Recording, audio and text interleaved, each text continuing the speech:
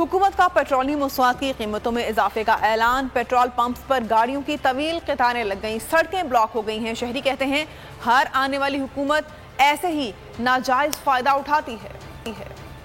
شہباز حکومت کا ظالمانہ اقدام، پیٹرولیم مصنوعات کی قیمتوں میں 30 روپے اضافے کا اعلان کر دیا۔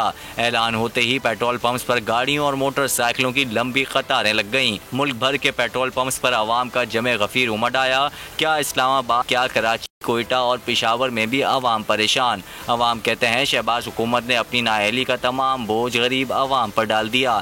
عوام کی مجبوری ہے، جتنا بھی مہنگا پیٹرول ملے خریدنا پڑے گا۔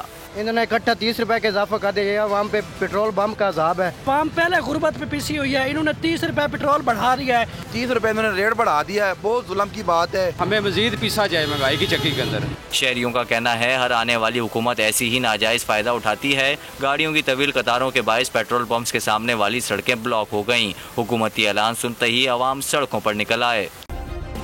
سبسکرائب کریں اور بیل دبائیں تاکہ کوئی خبر رہ نہ جائے۔